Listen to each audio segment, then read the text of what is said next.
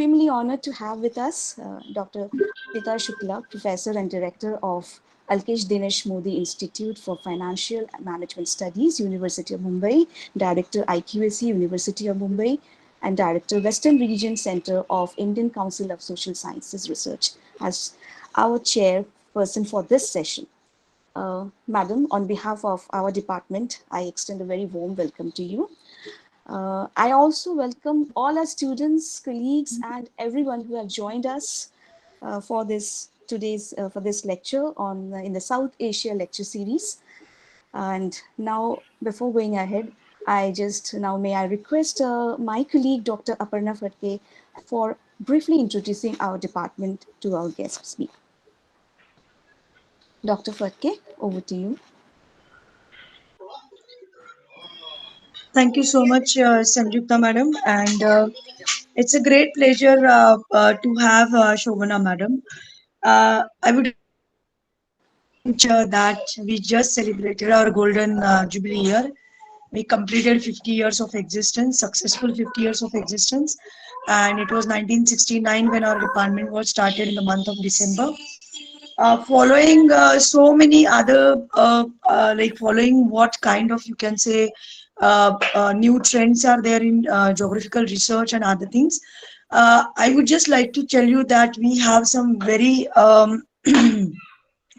innovative electives introduced, and I would like to inform you that we also have an elective on geography of workspaces. It is something probably uh, geography department we had as stalwarts, and they thought before and they have introduced some wonderful like geography of media and communication, geography of exclusion. Also, we teach geography of exclusion regularly. We have gender geography, and we have also geopolitics and international relations. So we have actually very different kind of electives offered under the stream of human geography. And this is our great pleasure to have you, because definitely we would also then look for uh, introducing this future work in our syllabus as well. In fact, we have a little bit of introduction of, I'm sorry, fourth industrial revolution. We have little bit of introduction in our compulsory papers. Uh, so this is something we would like to learn from you, and then of course we would like to extend our uh, warm wishes for you, and also would like to have you to guide us that how we can also shape this particular paper of geography of workspaces. Thank you so much, ma'am. Thank you Yeah, so much. thank you, Dr. Appanna, ma'am. So once again, hello and very warm welcome to the special talks on skills and future of the work, which is organized by Department of Geography, University of Mumbai, as a part of South Asia Lecture Series. And again, I'm welcoming you all to this event. I'm Dr. Praveen Kokne. It's my pleasure and privilege to convene and host this particular event. And for this lecture, we are privileged to have with us Sobhana Jaya Madhavan, Associate Vice President of Simon Fraser University from Canada. Before moving to the actual talk, I would like to set some background to this particular topic, because after pandemic COVID-19, it was evident that future of work in 21st century is slightly to follow a very different trajectory to the established norms that dominated the experience, and works are taking diverse forms and clearly evident with a difference in global north and south. Work experience of people in developing country like India has been more precarious and dominated by informal economy. We have a rise of IT and profound impact on changing the nature of jobs and changing the skills required to get that jobs. And I think this kind of certain subtle changes will definitely be reflected through the lecture of Sobhana Jaya Madhavan madams. Now I would like to request uh, Professor Smita Shukla, madam, to give a welcome address. Over to you, Professor. Thank you so much, Praveen Kokneji. I will like to first of all extend my greetings to Speaker of the Day, Sobhana Jaya Madhavan, Madam. I also thank Department of Geography, Head of the Department, Dr. Sanjukta Sattar, Dr. Praveen Kopne, Dr. Aparna Fadke, Dr. P.P. Chaudhary, other colleagues from the department, all the students of the department. The topic which is being delivered today and discussed today is extremely interesting. I am from management discipline, and we have been discussing about this for several years. But prior to pandemic, our discussion used to be different, and we used to look at what we refer to as fourth revolution taking place in the work spaces differently. Our perspective used to be that how India will be impacted. We used to discuss the economics of it.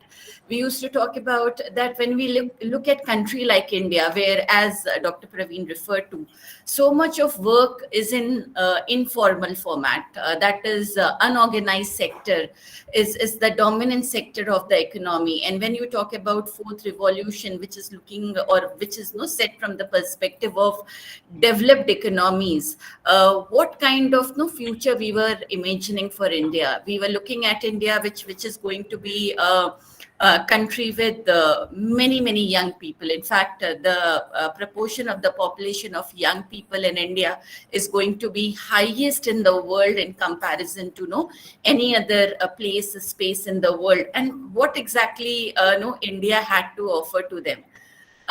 Pandemic to some extent changed that perspective, because when now we look at us teachers also working in this format, which is no kind of hybrid online. We also know that once the schools and the universities will restart, the work which we are going to do is going to be very different from what we had imagined us performing in the past.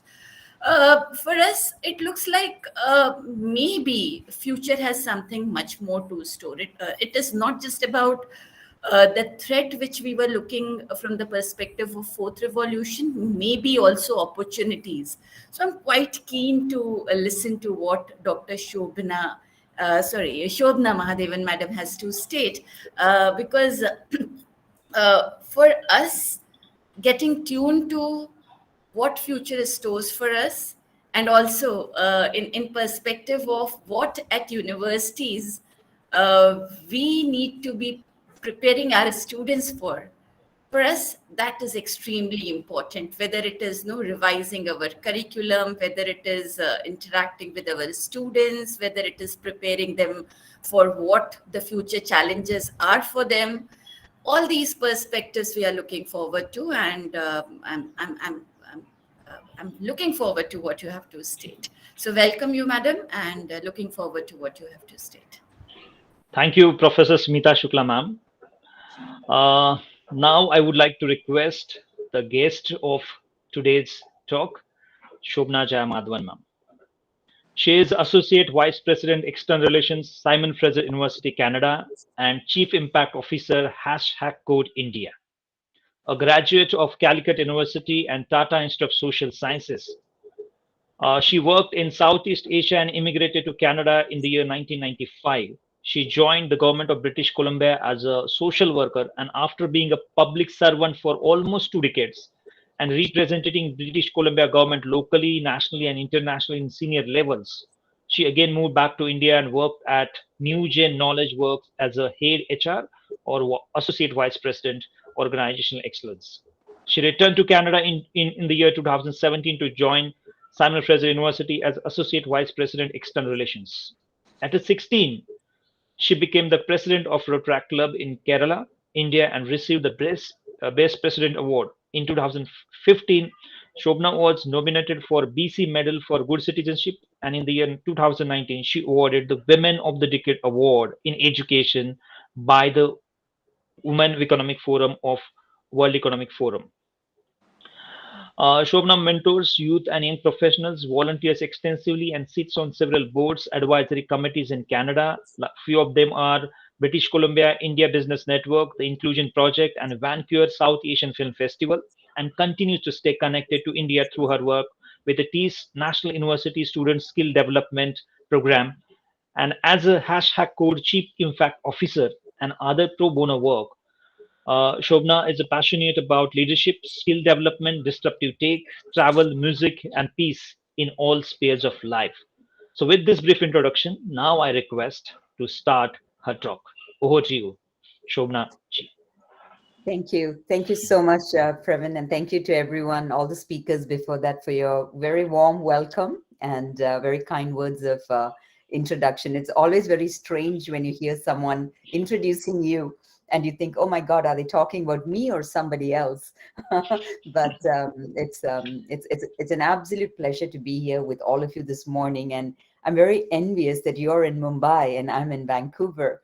And I was just thinking, most of you must have woken up to a beautiful tropical morning and had a very nice Indian breakfast. And I miss home terribly, and I have very strong connections and love for India. So really, really happy to be with all of you here today. It is Friday night over here, and it's about 8:45 p.m. And so end of a work week and a very productive day. But what a beautiful way to end Friday, connecting with your homeland and connecting with students from such prestigious institutions and faculty and staff. So in conversations with Pravin, what I said is, I don't think students want to see one more PowerPoint. They have seen way too many PowerPoints during this pandemic. So I'm going to save you from another PowerPoint. And basically, I'm just going to keep this presentation very real, very authentic, and quite informal, and speak to you for about 20 minutes, and then open it up to questions, because I think that's where the most interesting conversations happen. So I'm going to divide the presentation into really about into three parts. The first one, very briefly, I want to give you a glimpse of what I think happened in my life and why I am where I am today in terms of a career and to some extent as a human being. The second part I want to talk about is in the work that I do at the university, the work I did in BC government for 20 years, the work I do with Tata Institute, National University Student Skill Development Program, and in the mentoring of young entrepreneurs that I do both here in Canada and in India. What is it that I'm learning? And my two best teachers are really my two sons. They're 24 and 21. And frankly, I think they've taught me more than perhaps what I have taught them. So just some reflections on sort of the current, the present. And then I want to spend a few minutes being a bit futuristic. If I have understood the world quite accurately and I have done enough reading and enough reflecting, what do I see as the future of the workplace, and why do I have that opinion or the stance? And then let's open it up to questions and let's see where that conversation goes. So I hope all of you are comfortable, have a cup of chai beside you, and let's see where this engagement goes. So just to quickly go back in time, I was born in Malaysia, and my parents were very simple uh, uh, couple from Kerala. My dad had grade 12 education and my mother had grade 10 education. Both of them were passionate about uh, learning and university, but they did not have the opportunity to do that. So they got married at a young age, and my father happened to be working in Malaysia. So me and my siblings were born there. Now, what was quite interesting is that even though they did not have much of an education, they were quite progressive in their thinking, that they knew without a good education and without the ability to comprehend and perhaps communicate in English, it will be very difficult to go far in one's career. And so they made the tough decision to put my siblings and me on a plane when we were 5 years old and sent us to boarding school in Tamil Nadu. Now, some people might say, oh my God, 5 is so young, that's so cruel. When I look back, I will tell you that that is the best decision my parents made. And the gift of education changed not only my life, but the lives of my children and my ability to look after my parents and to give back to society. So I'm ever grateful for that. Yes, it was tough. I remember bawling my eyes out during that flight from Singapore to Chennai. And yes, it was tough, but it was worth it. Fast forward, after a couple of years of studying in Tamil Nadu, I was a very shy young girl, believe it or not. I'm now quite the extroverted person. But one thing that was interesting in the school that I studied, St. Joseph's Matriculation School, is that they had compulsory extracurricular activities. It did not matter what your talent was, you had to pick a couple of extracurricular activities in the arts and sports field, and you had to do your very best. So it did not matter that I did not know to sing, or I did not know to dance, or I wasn't the fastest runner. I had to do something. So for me, when I look back, the fact that education was valued by my family, and I was put in a school where it was not just academics that was, considered to be most important, definitely played a very important role. But where I think things took a turn to change the trajectory of my life is I moved to Kerala when I was about 12 years old. And I went to a convent day school in a town quite far from where I lived. So I used to travel about 50 kilometers a day to go and pursue an English medium education from grade 7 to grade 10.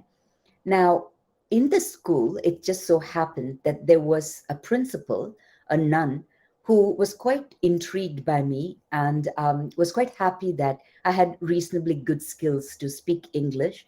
And so she asked me if I would represent the school in competitions. So, elocution, recitation, essay writing, drama, things like that. I said, sure. Now, what happened was I soon became that person who got sent off to all these competitions. And my parents were fully supportive about it. And I had one or two teachers who stood by me. However, it's important to note that the majority of my teachers were very upset with me and my family because I missed a lot of class. My homework was not complete and on time. I did not do extremely well in exams. And they were just not sure if this was the smartest thing for me to be doing. But my parents were very clear that learning to communicate well, having the confidence to stand on stage and speak to people, talk about things that you didn't have time to prepare, like extempo speeches where they give you a topic 2 minutes before the competition, those were really the important skills that were going to help me in life later. And then by accident, when I was about 16 years old, frankly, I just was a teenager who was very bored and I had a lot of time in my hands. Those were the days we didn't have TV, we didn't have a laptop, we didn't even have a cell phone, right? We had those old, big, chunky phones that people dialed into. So there's only so many newspapers and magazines and things that you can read and spend your time. So by accident, I found out we had a road track club in town, and I became a member of the road track club and eventually became the president of the road track club. And that, I would say, was a changing point in my life because I realized two things.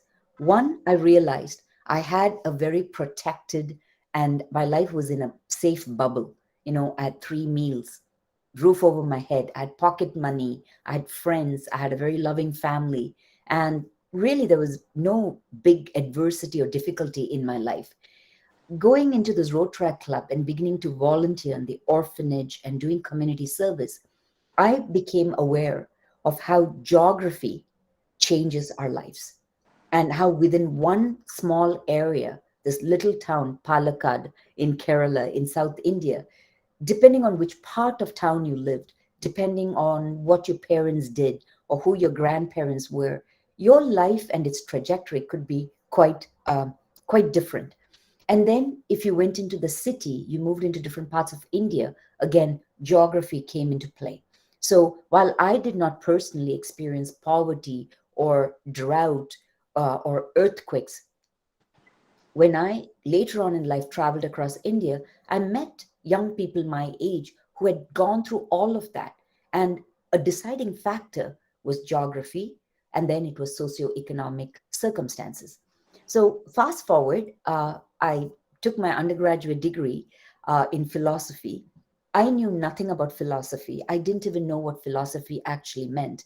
But the reason I applied for the philosophy degree at the University of Calicut was because it had 2 papers in psychology. And at that point, I wanted to be a psychologist and I loved psychology.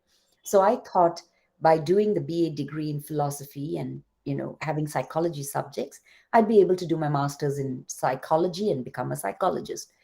Again, by accident, I did not become a psychologist and I did not do my master's in psychology.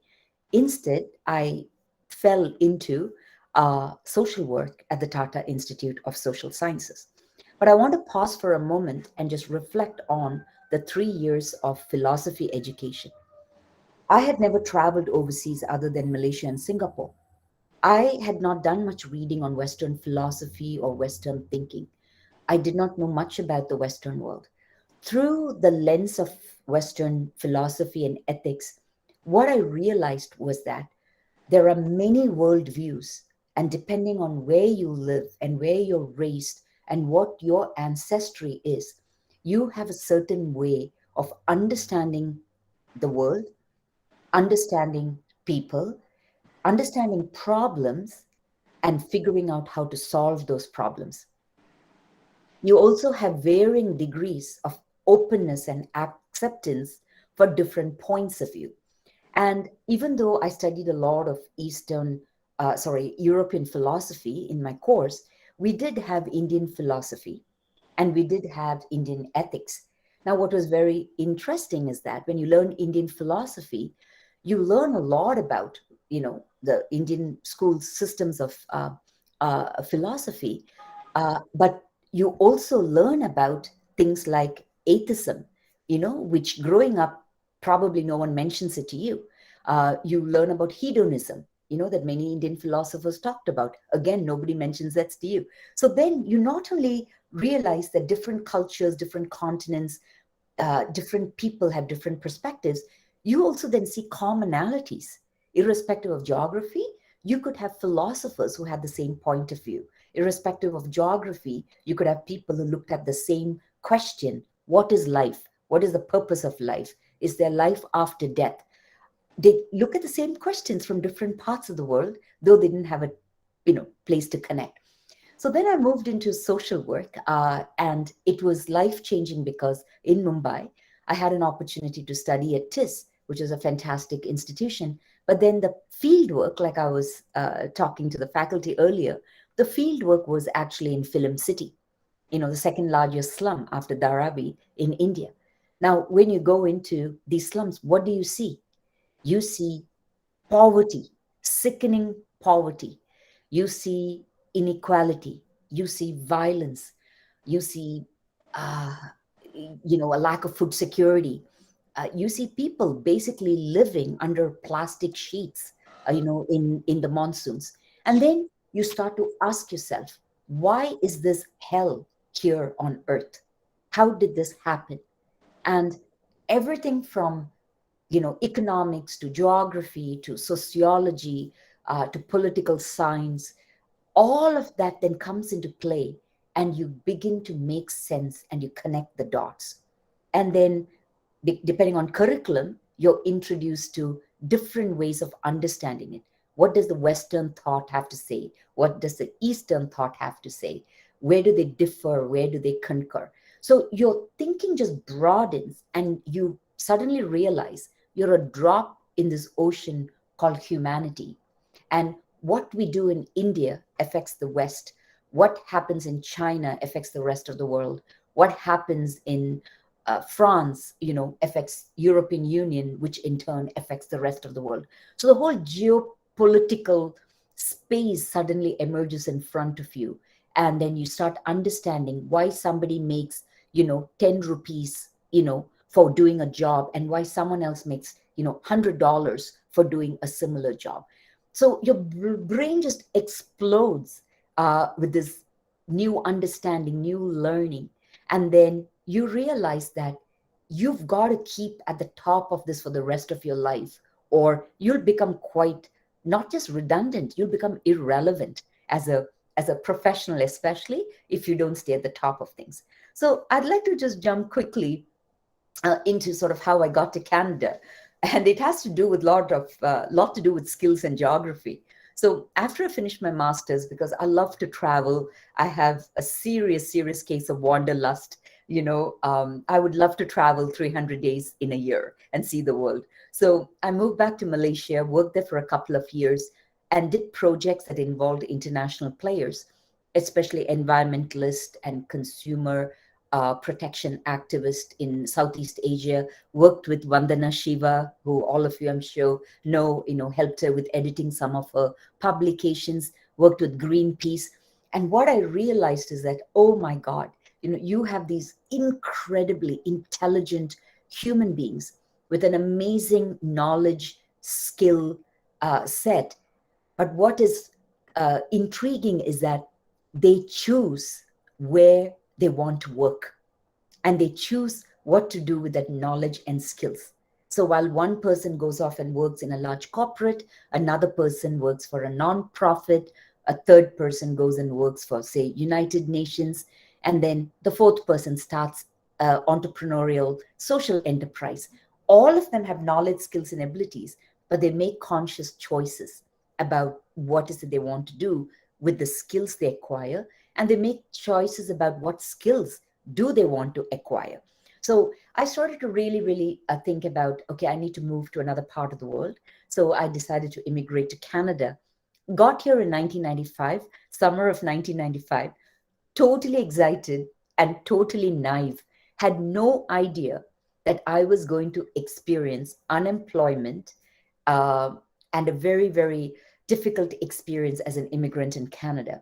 So when I landed here in 1995, applied for hundreds of jobs and did not get a single phone call or a single response for the jobs I applied. I mean, I had a decent qualification and I spoke English, quite well, but I did not get a single opportunity to work, either as a counselor or a social worker or a community service provider. So then the question is, what was wrong with my skills? Or what was wrong about me that led me to the situation? Well, geography has a place to play. It was because of where I acquired my education from and where I came from.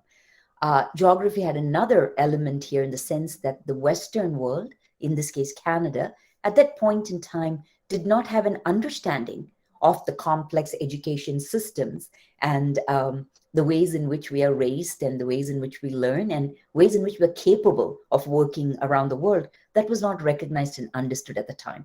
So after starting to run out of my savings, I decided to apply for what is called minimum wage jobs. So jobs that give you the least amount of money that government approves. So those days it was $7.50 an hour. So if you're working in McDonald's or if you were cleaning up the streets of Vancouver, you would make $7.50 an hour. So I applied for a few minimum wage jobs. And the first job I got was as an usher in a sports arena. So ushers are people who stand at the door with a uniform. They collect a ticket when you come in, and then they tear it like they do in movie theaters, give it to you and ask you to go sit down in your seat. So just imagine for a moment having a master's degree in social work, having quite a bit of work experience, language skills, and your job is to stand at the door and tear a ticket and show people their seat. Now, as difficult as it was, what it did was it inspired me to challenge myself that years from 1995, I will be somewhere in an organization where I will be a leader and I will be able to influence, policy or legislation or conversations and change the trajectory for future generations of immigrants that come into the country. So I then decided to continue to work in this minimum wage job. And then luckily about 6 months later, I got the job as a social worker. And I joined the Ministry for Children and Families, which is like a social welfare ministry, became a social worker. And then 20 years later, I was assistant deputy minister and I was an executive director. So in this 20-year period, this journey was not easy because you always have to prove you are as good as or better than somebody else who was born and raised and educated, in this country. But what was very interesting for me was that I realized early on, rather than get into an ego fight or take this personally, take it as a challenge and prove to yourself and others what you're capable of. So, for example, when I first came to Canada, when I used to speak, sometimes people would say, I don't understand your accent, or I don't understand what you said. Instead of feeling hurt or like, oh my God, that's so insulting, I would put extra effort to try and understand, okay, how do Canadians say it? How do Americans say it? How do the British say it? And keep working on it, because it's a language. So if someone can't understand what I'm saying, then let's work on it. Let's make it better, right? Or let's try and explain to them why we use a particular way. Why do we weave words in a particular way? Because the way we speak English in India is quite different from how people speak it in different parts of the world. And then I realized that because I was not born and brought up here, I definitely need to have a mentor. So from a very, very young age in Canada, in my early 30s, until maybe about 5, 6 years ago, I have always had mentors in my life. People who were colleagues, but senior colleagues, people in the community who were leaders, who have worked hard to achieve, to be leaders in the community. And I would learn from them. How do they problem solve? How do they deal with conflict? How do they achieve their goals? How do they do project management? How do they keep themselves educated about what's going on? So mentorship has played a big role in my life. It benefited me, hence my passion to be a mentor to young people. I also made sure that I educated myself during these 20 years, taking a number of leadership courses, starting my PhD, which I was unable to complete, but still doing a lot of difficult coursework, reading lots, listening to all kinds of podcasts and, reading contradictory viewpoints, listening to debates, spending a lot of time throughout my life to keep myself completely up to date on what's happening, so that when I say something, when I teach something, when I debate with somebody, I have a broad perspective and I'm not limited. So then to the question, what are the skills that we need for the future, and what is the future of work? So I am not a world expert in this topic, but I believe that I know enough to have a very strong position or view on this. So I think all of you know as much as I do, and this pandemic has proved to us, the world is no longer what it was 5 years ago, right? Everything has been turned on its head and it's been very disrupted. But we see a couple of trends all over the world. Let's just take the example of artificial intelligence, right? When I was in Chennai as head of HR in this company, that was in 2015 to 2017, we had hundreds and hundreds of applications for the positions we had. We then went through every single one of them. We then shortlisted maybe 25 people, interviewed them, found out the majority did not have the skills we were looking for, because we worked for international publishing firms and universities. So they were looking for something quite different in project managers. And we couldn't hire a lot of people. But from 25, we'll bring it down to 5, and then we might end up hiring 3 people. It was a very tedious, discouraging process, I would say, and very time consuming. Today, we know many companies in India, just 5 years later, what do? They use artificial intelligence, right? We have many companies that use artificial intelligence to basically take a look at who's applying, what skill sets, knowledge base they have, and then bringing down a small group of people to the interview level. We also know that we have a whole bunch of algorithms that are at play, right? Whether it's in Facebook or whether it's in in a different area.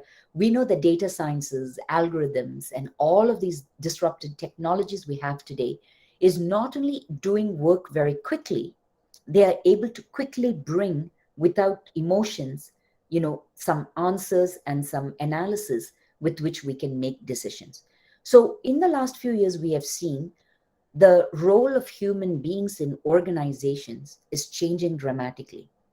Also, there seems to be a preference for non-emotional decision making, right? So people would prefer that, some kind of artificial intelligence, is what makes initial decisions rather than human beings with biases and feelings and emotions. So we are seeing that there's more and more of use of artificial intelligence, robotics, algorithms, and all of those things coming into play in decision making. So that's quite interesting. And then when we look at how the economy is being disrupted, I'm sure all of you are familiar with the digital economy, cryptocurrencies, and blockchain. Even in India, India just released this year its own cryptocurrency. In Africa, blockchain is being used to bring about clean energy projects and to get rid of electricity problems once and for all. Vaccine delivery is benefiting from blockchain that will tell you exactly at what time, at what temperature, through which route the vaccine is moving when it reaches its last remote village that is not accessible by human beings, and only drones can drop packages off. So every single aspect of our life is getting disrupted. So then what do universities have to do, and what do students and faculty have to do? We don't have, in my opinion, the luxury of time anymore. We just don't have time, 4 years, 6 years, 8 years, to become an expert at something and solve a problem, because by the time that problem is no longer the problem, we have a new problem. Right? So what you have been trained to do is no longer going to be relevant. So I have sort of a very simplistic opinion about this, and that is the biggest skill set that we can acquire through formal learning, through a university or college system, and through our own efforts. Some of the skills that I think is so relevant and which the future absolutely demands from all of us. Number one is communications. We absolutely need to be able to communicate orally and in writing exceptionally well, not just to the audience in our immediate geography, but audience globally. So if you are talking about COVID in India, and then tomorrow you need to talk to somebody in Africa, and then the next day to someone in Europe, you've got to be able to understand the cross-cultural aspects of communication. So communication, I think, is like so critical, in every sphere, no matter who you become, what profession you follow. The second one is critical thinking. And the critical thinking skill set is a bit challenging in some cultures more than others, because our culture and our traditions can sometimes be can sometimes complicate things in the real world. So for example, let's just say that I grew up in a family where obedience was a big issue, and my parents wanted me to be an obedient child who never challenged somebody who's older than them. Let's say that was my upbringing. Now tomorrow when I'm in university, if my professor is teaching me critical thinking and encourages me to challenge the professor and says, disagree with me, come on, disagree with me and prove me wrong, that's what I want you to do, I'm going to struggle, because all my life I was told never to challenge somebody elder, right? So we have a very interesting problem in countries like India, where the education system is adapting and moving and transforming into one where project management skills, presentation skills, communication, critical thinking, they're all being encouraged. But sometimes there is a bit of a tension and a push and pull between culture and traditions and religions and all of those things. So that's something to pay attention to. The third skill set, which is the most important in my opinion, is being able to have a combination of hard skills and power skills. Some people call it soft skills. I don't. I call it power skills. So having a combination of hard skills and soft skills that you keep updating and keep changing and keep growing with is also going to be critically important. So the future workplace, as all of you, today we are connecting across time zones. There's 12 and a half hours difference between you and me. And here we are having a dialogue, right? So the future is going to be one that is either completely remote or hybrid, on or site. It's going to be global teams solving problems together. And it's also going to be work that demands companies and people to be more responsible.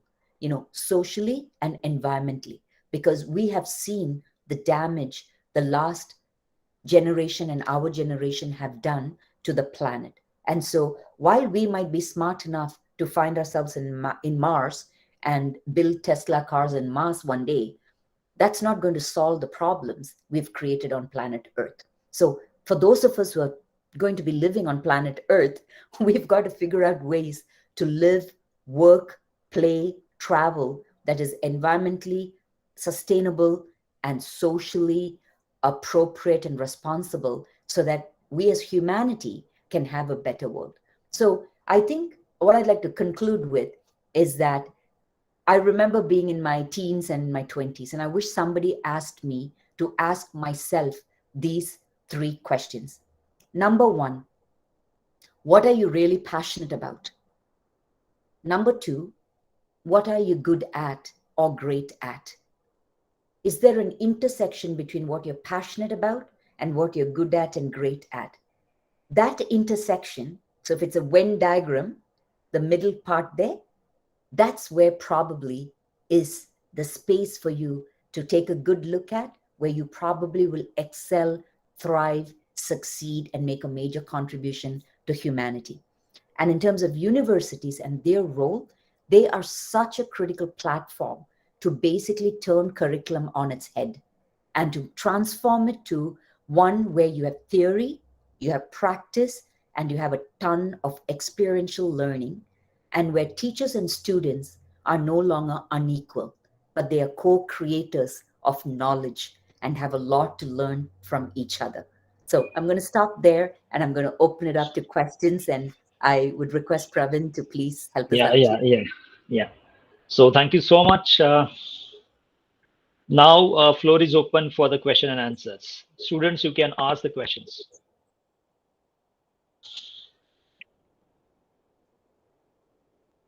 Hello. Thank Am you I so audible? much, ma'am, for your enlightening talk. I think this has probed the mind of our students, and they are now having many questions. So, yes, I mean, this was really motivational, and really your journey you went through, that is itself is a big inspiration to the younger generation.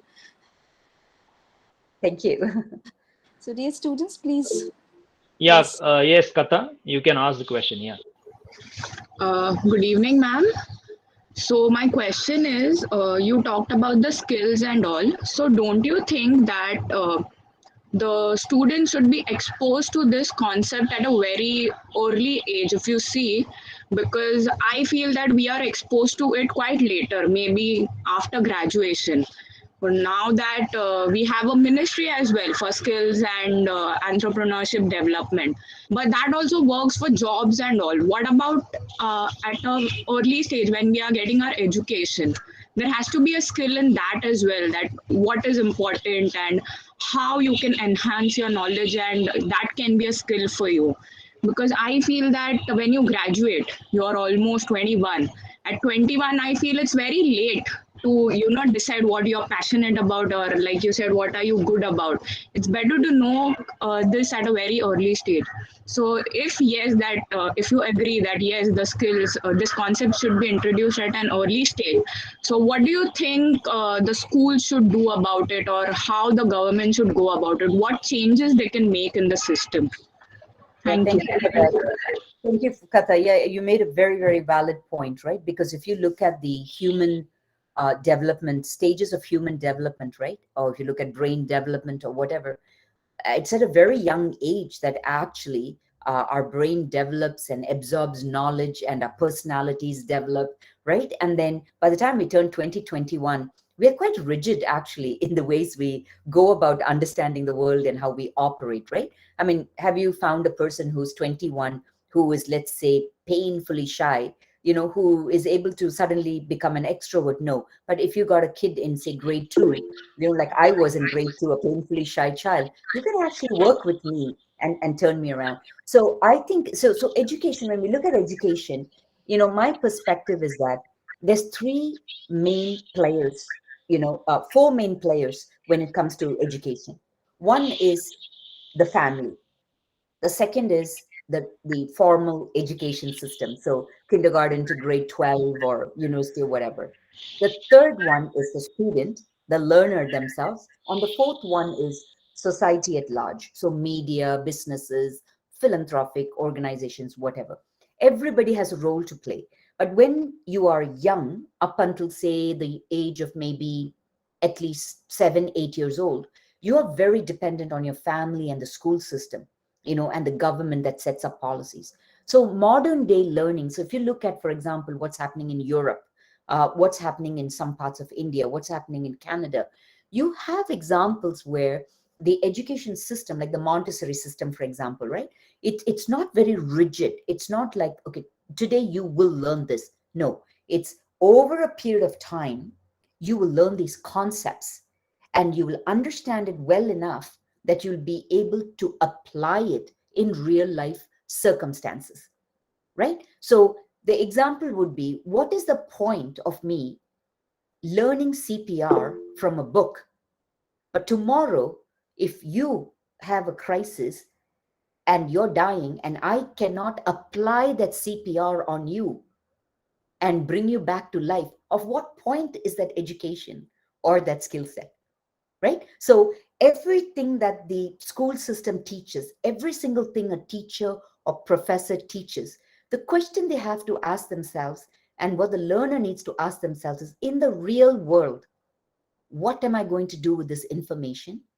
And can I confidently apply this information, right? So it's like I give you a cookbook as a gift.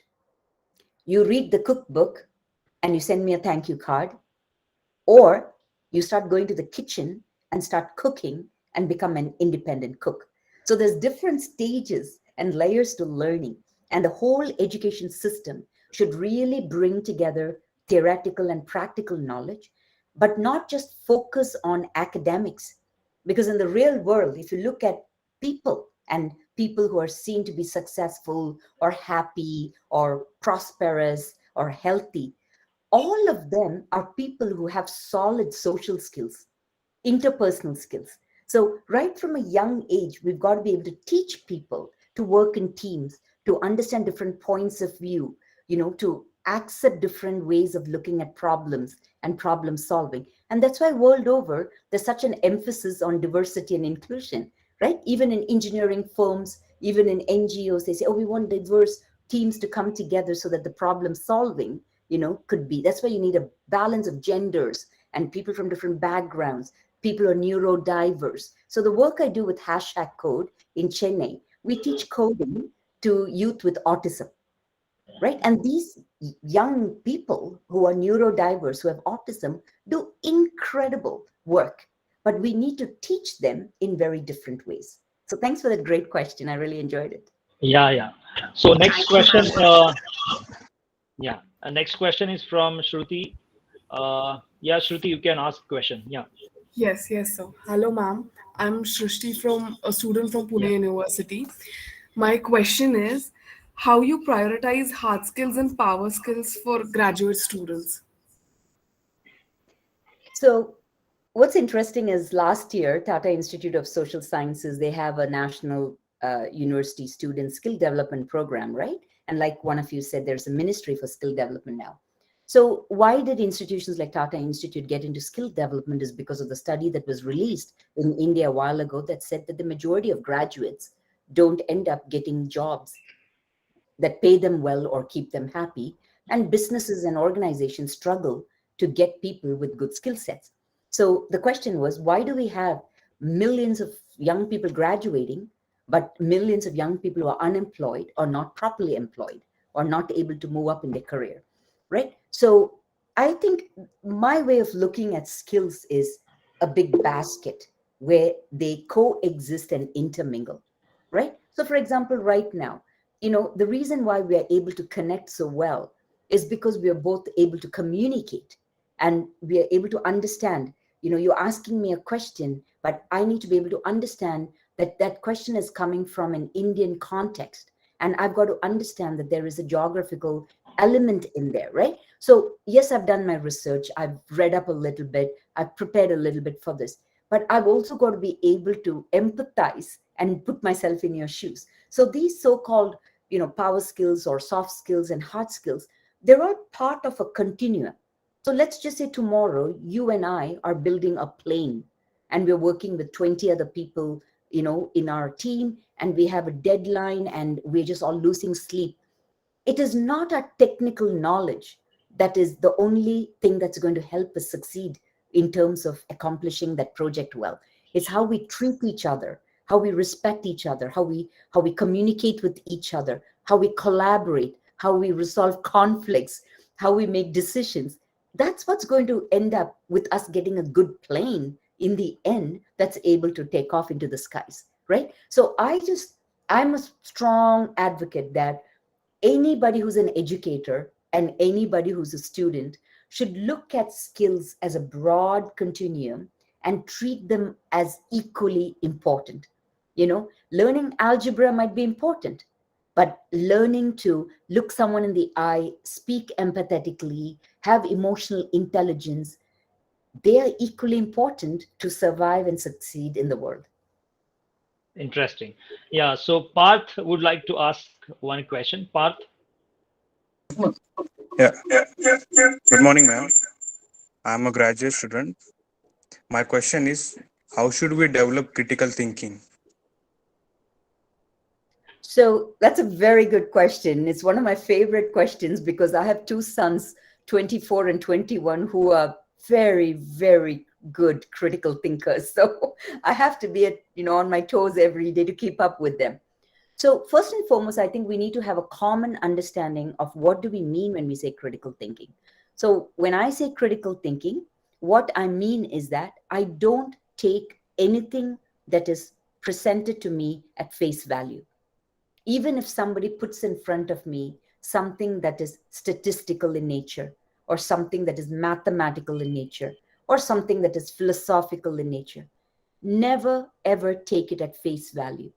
Take the time to read it, to understand it, to check that the sources are reliable, and to make sure that somebody has not deliberately pulled certain facts together so that a certain conclusion is arrived at, right? So critical thinking is starting off by believing that there are many ways to think about the same thing, and multiple worldviews and multiple viewpoints are equally valid, and fact is more important than feeling when it comes to critical thinking, right? We've got to really pay attention to the facts, verifiable facts.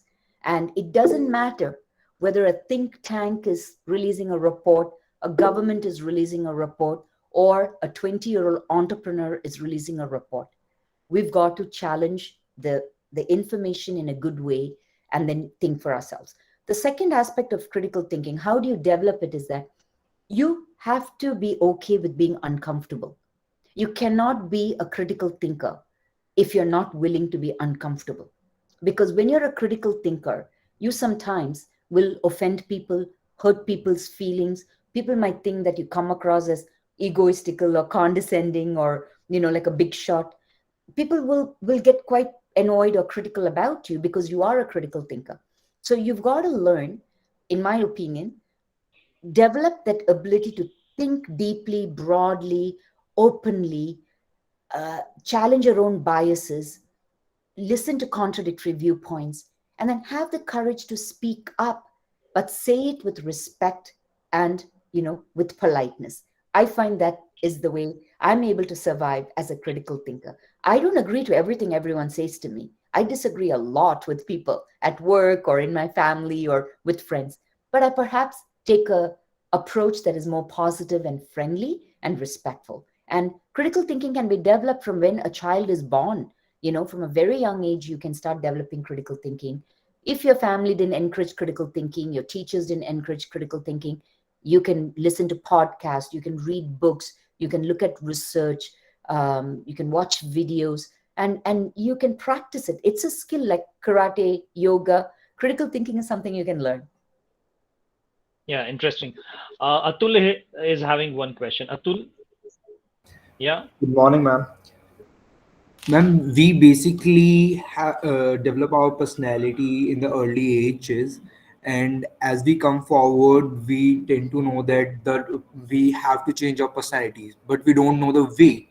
Just like if a person is, well, if a person is being more emotional in the early stages of our life, and he has an emotional personality, but coming forward when he is around like 21 or 22, we got to know that there should be a much of practical approach in his personality rather than being emotional. So how to shift from one personality to another? That's a very interesting question, right? So I think, personality is such an interesting thing, right? The personality of a child actually starts in the womb of a mother. And I don't think you stop evolving personality wise till the moment you die, right? It's like a tree, it just will keep growing and changing and evolving. um I don't see personality sort of in black and white terms, in terms of emotional or practical, because all of us have elements of uh, practicality and elements of emotionality. It's actually in the presentation. So, for example, you perhaps could be more emotional than I am, but I might present myself as more emotional or more animated. But that doesn't mean I'm more emotional, right? So I think the way, again, I'm a strong believer in balance. I think balance is very important, right? On one hand, you've got to be open to different ideas and soak up information and listen to different perspectives. But you should have the confidence and the ability to form your own opinions, and then, be able to present it and stand up for it. Same thing with personality, right? I've had a lot of people tell me that, oh, you're too friendly, you smile a lot and you come across as always very nice.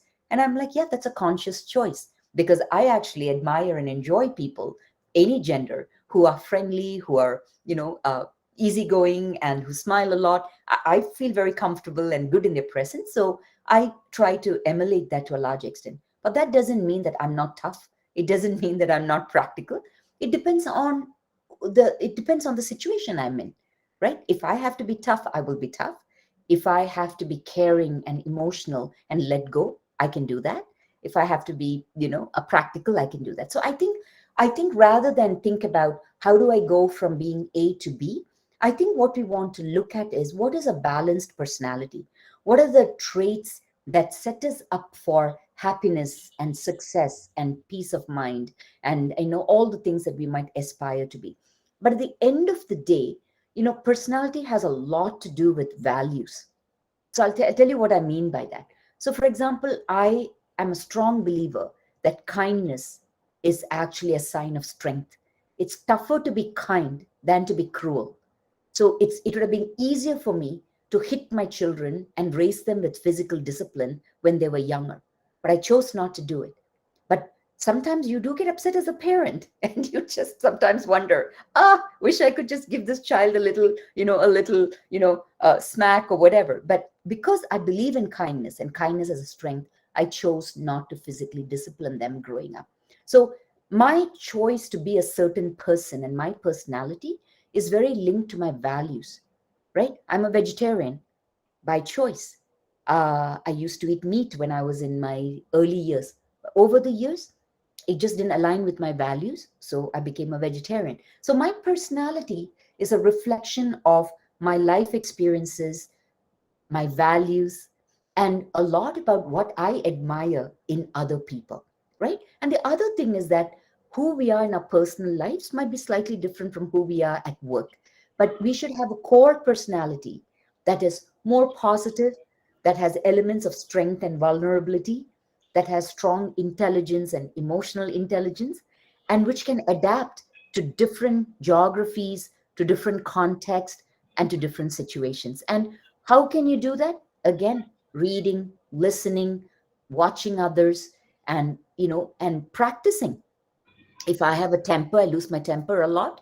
I need to practice to stay calm, not lose my temper, and take help to deal with that, right? So it's like anything else. It's like riding a bicycle, you practice, and then one day you get great at it. Yeah. Here is question from chat box. Yeah, Dr. Professor Swati Rajput asked one question, very simple question. It's not related with this, but it's related to the students, those who want to move to Canada. Like, is it right to move in UG or PG? Uh, it's not so much whether it's right or not. It is what is the main purpose, right? Like, what are you trying to achieve? So some students want to go and study overseas because they want to study in a different country. They want to be exposed to different people, different ways of thinking, and then they plan to go back to India. Then there are others who want to, say, come to Canada, finish their masters, become permanent residents, become citizens, and then live here and then visit India. So it really depends what your motive is. And then, of course, for some people, the area of study that they're interested in, there may not be very many opportunities over there, or they might want to come and study it over here. So it really depends. So there's no really right or wrong. There are students who come here for the undergraduate, and then there are students who come here for the masters, and students who come here for the PhD. The few things that you have to keep in mind is that, in my opinion, you should not spend the kind of money that you need to spend to go overseas and go for and do a degree overseas unless you're quite clear on what you want to become after your education. Because education is very expensive unless you're going to Germany, where they do have free education if you speak and you learn German. But in most countries like Canada, like for an undergraduate degree, which is 4 years here, you are looking, you know, uh, you're looking somewhere from 30 to 60 lakhs, which is a lot of money, right? So you got to be quite clear, you know what you're doing, and that you're interested to do it. A lot of students seem to come here for their masters, but a few students do come here for their 12th standard and then move into university. So I would just say, do your research, speak to other students from India who are already here, and then depending on your financial situation, your interest, what you want to do in life, then make your decisions.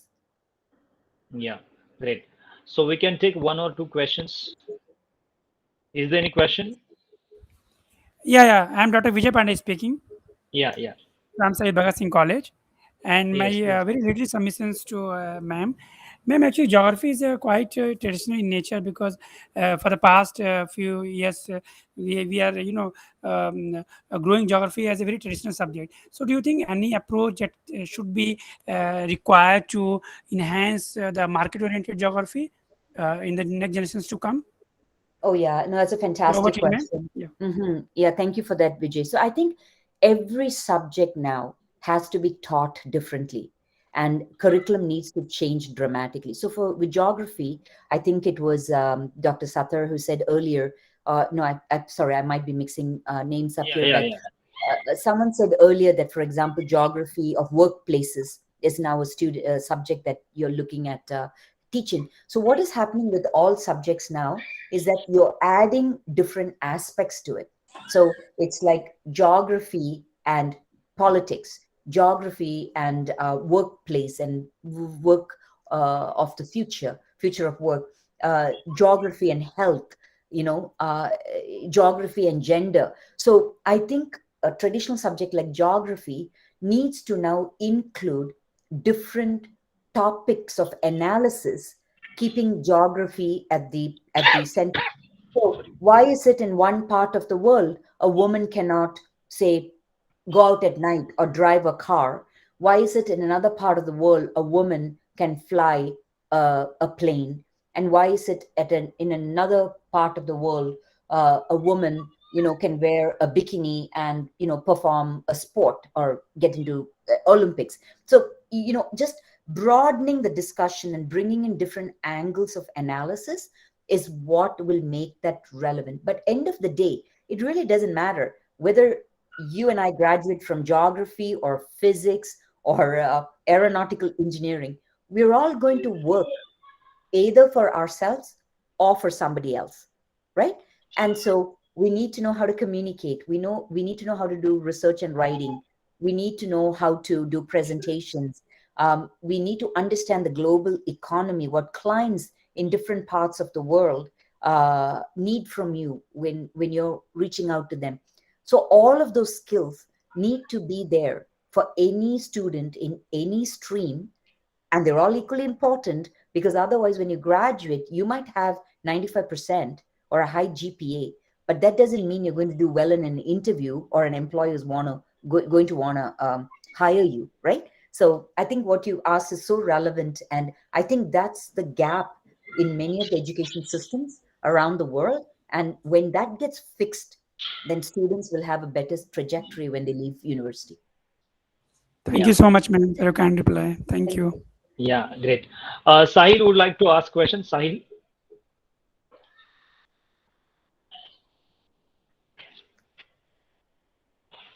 Yeah, in fact, Sahil question is related with the COVID-19. Means, do you think has COVID-19 worked as a catalyst in process of pushing new workspace relation? That was a question from Sahil. Yeah. Yeah, thank you for the question. Yes, absolutely. I think world over, people didn't have a choice. Before COVID, there were companies who were trying out hybrid models. Some companies would allow you to work from home. But generally speaking, in every part of the world, people were expected to show up at work. And it did not matter whether you had children, young children, whether you had elderly parents, whether you had a partner with a disability. They expected you to show up on time, right? With no excuses. What COVID has done is it has shattered a few myths. And I think one of the biggest myths is that if you work remotely, your productivity will be affected. And I think that myth has been successfully debunked in most cases, where actually productivity was fine, or in fact, productivity was enhanced and got better. The other thing we found was that the positive impact on the environment. Pollution came down, in many parts of the world, including India. Rivers got cleaner. There were more birds flying in the skies, more insects, flying around. So there was a net positive impact on environment. But I think what COVID has really done is, again, make people think more openly and inclusively about workplace, and have a more realistic understanding of the employee. So when you look at me now, you think, oh, this is Shobhana, she's an AVP at Simon Fraser University. Yes, I am that, but I'm also a mother of two sons, and I'm a daughter for an 82-year-old mother who lives with me, right? So I'm not just an AVP at SFU, I'm all of this. And so being able to work remotely definitely gives everybody, including me, tremendous opportunity to juggle multiple roles that we have as human beings. And so the more we are able to reduce stress, the more happier an employee is. Generally speaking, the companies will gain happier employees, which means more productivity and probably more profits. So COVID has really tipped things over, but it's not all positive, in the sense that we have also learned that there is such a huge digital divide, right? There are families where there is only one laptop, or there isn't even one laptop, there's only one cell phone, right? And so the digital divide, the unequal lives we live, lack of resources, all of those things have come to the forefront. And some jurisdictions, some countries, some governments have really used this as an opportunity to reduce the gap. And then many businesses have contributed immensely and helped to reduce some of those gaps. So hopefully moving forward, the future workplace will be one that takes the best lessons from the pandemic, and then we become a stronger, kinder, fairer, more inclusive society moving forward. Yeah, thank you. So last question. This is question only from my side. Okay. My question is how you are looking Indian youths in a global skill market, whether they are catching the trends or whether they are lacking behind. They are lagging behind. How do you contextualize them? So I want to start off by basically saying that when we talk about India, we are talking about a large nation with a very large population, right? And almost half or more are young people. And so we're talking about millions of youth. So it's a very diverse, geographically dispersed population we're talking about, right? So the answer is not simple, but let me try and answer that. So there are a couple of things, Pravin, when I think about your question. Number one is we have very diverse realities for youth in India, socioeconomic and education. We also have very, very different education systems. So if I went to an IB school in India, if I went to a convent school in India, I went to a CBSE school in India, I went to a local school that was run privately, my experience would be very different. So the person who comes out at the end of 12 years of education from school and enters university is a very, very different population, very mixed population, right? So I'm going to speak very generically, right? My experience looking at youth in India from Canada, interacting with many youth and mentoring some youth in India, and then being in HR in India is that there is no shortage of talent. There's absolutely no shortage of talent.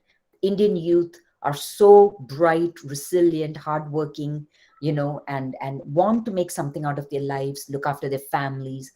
So many positives in there.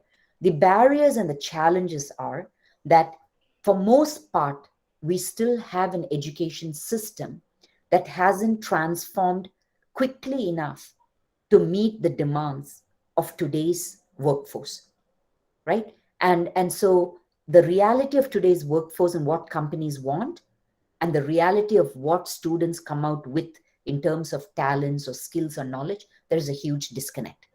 I'm talking very generally here. The second part is that I think we still have a preference for academics to be the most important thing in the education system, right? And parents compete with each other, get stressed when children have exams. You still have that overemphasis on theoretical knowledge, ability to memorize and then to retain and to put it back on paper. In the real world, that actually doesn't help at all.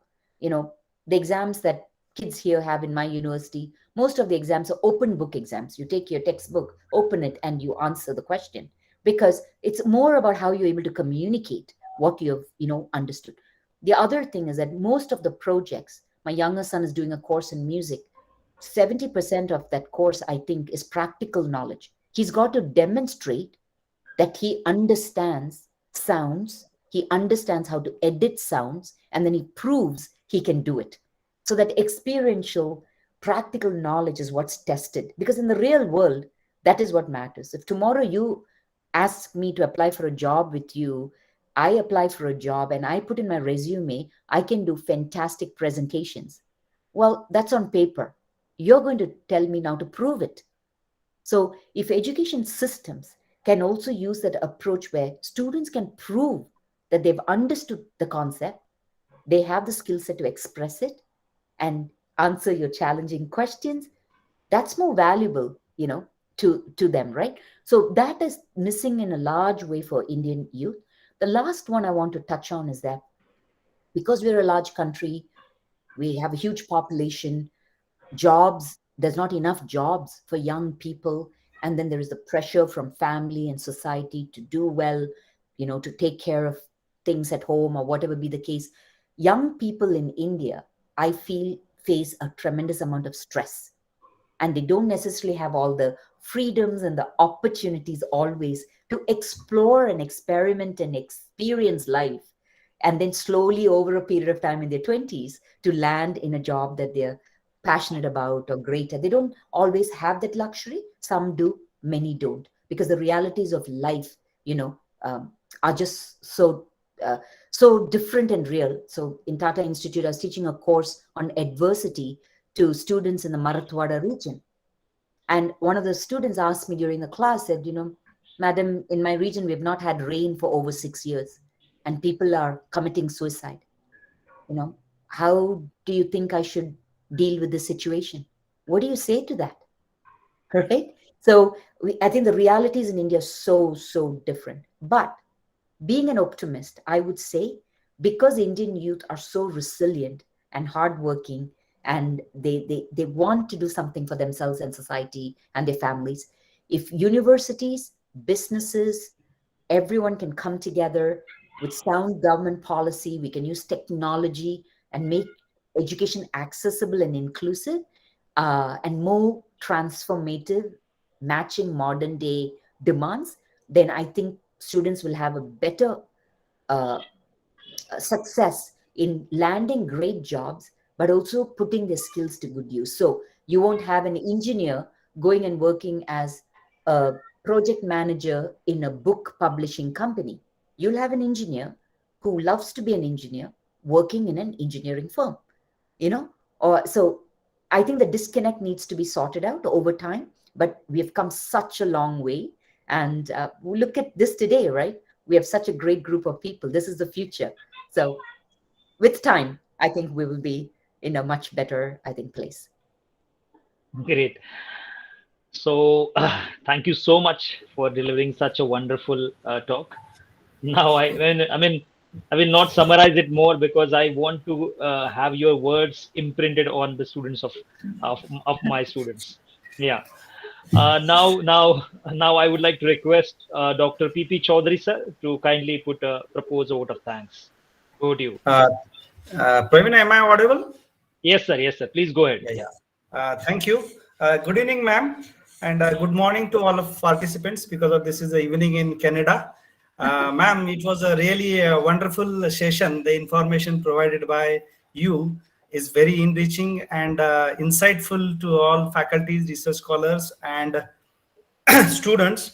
Madam, you have explained that you have opened that your entire journey of your life, and you have also explained that what type of skills which that students should develop, that is communication skills. It may be a writing or maybe to oral, and critical thinking, also then a presentation, then problem solving, and the power skills. That is a combination of hard and soft skills. Actually, ma'am, I agree with that, whatever you have said, because of when that we that send that paper to that high impact factor journals, and most of the times that the journals which have that more than 8 or 10 impact factors, they reject our paper because of the paper which I have published in that journal. No, they are different thinking, or you can say that the same problem they have solved in a different way.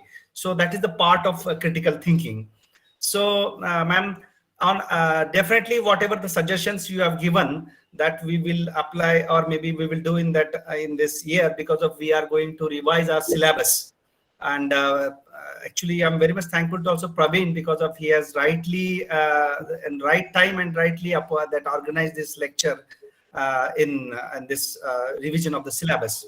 So on behalf of the University Department of Geography, I thank Dr. Sobhana Madhavan ma'am. She is Associate Vice President and External Relations, Simon Fraser University, Canada, and a Chief Impact Officer, HashHackCode, India. Madam, our association with Simon Fraser University will go a long way, and it will not be limited only for the organization of this webinar only. Further, we go ahead and have some MOUs so that the resources can be mutually exchanged. Not only the resources, even we will be collaborating for such events in the actual mode at international level.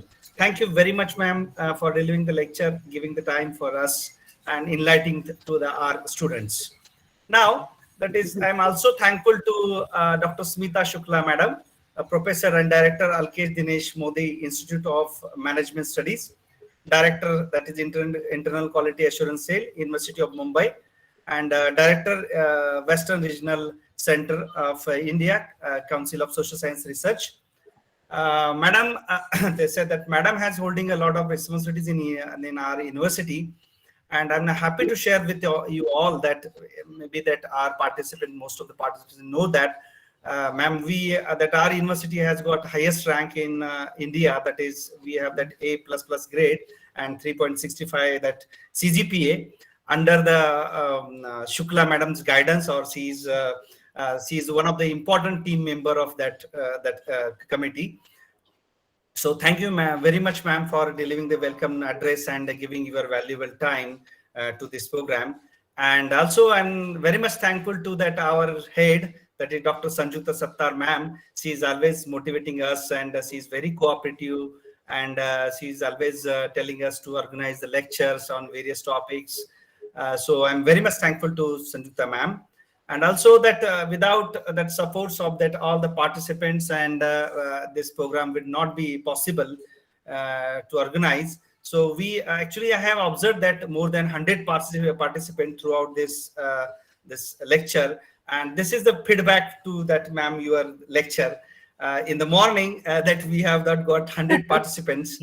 And today, that I'm also thankful to that all the participants who showed them that keenness and being a part of this webinar. And lastly,